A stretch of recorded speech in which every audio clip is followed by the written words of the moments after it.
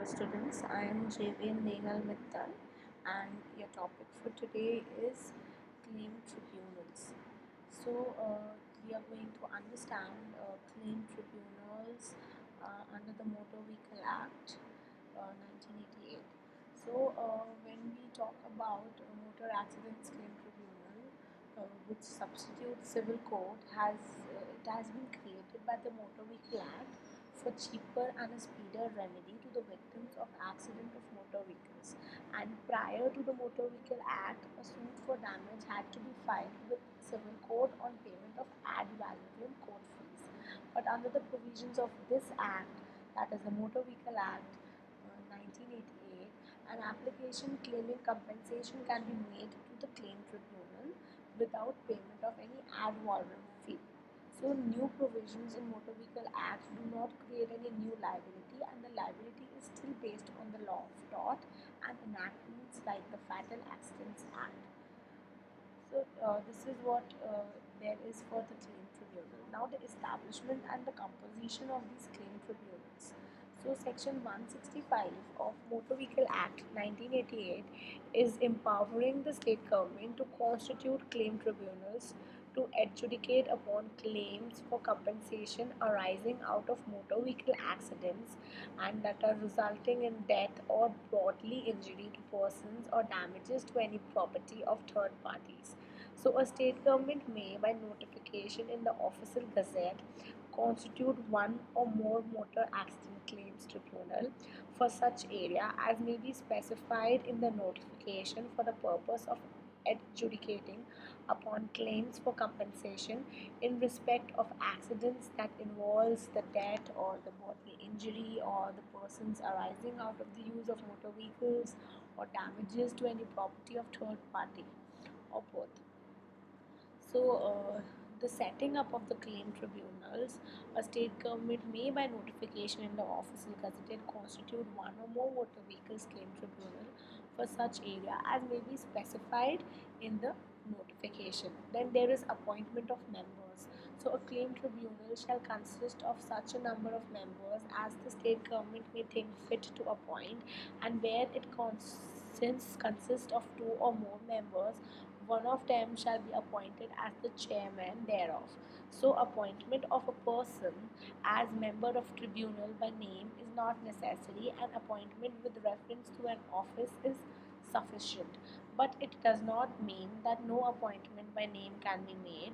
So, if a person fulfills the qualification test for such appointment, any person can be appointed to be a member of a tribunal by name. The usual practice has been to designate as claim tribunal, so the district judge or the additional district judge, provided the latter is qualified to become a district judge. Then there is appointment of member by name, that is not necessary. Then there are notifications of appointment, that is necessary.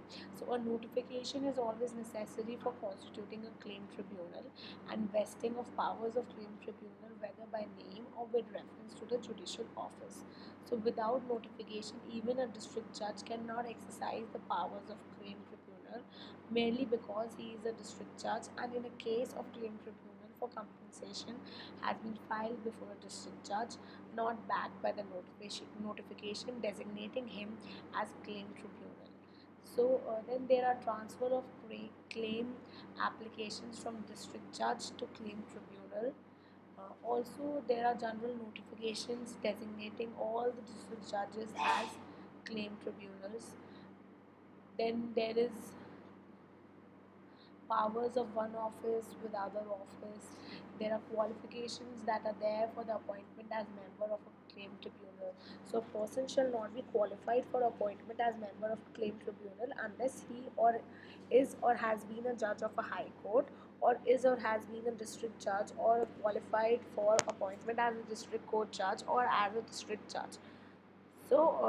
These are the qualifications for the appointment. Then there are powers. Claim tribunals have powers of civil courts.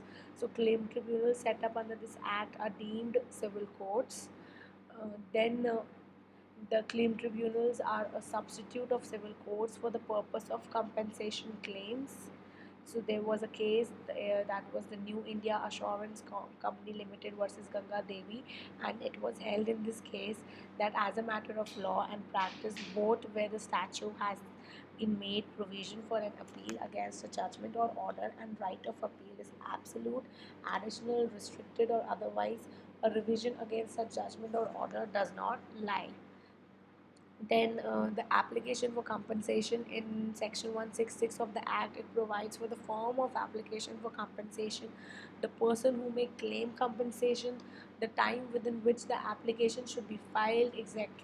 And it also provides that if the claim tribunal thinks so, may treat the accident report filed by the police officer as per section 158 as an application under this act. So that's all for today. Thank you so much.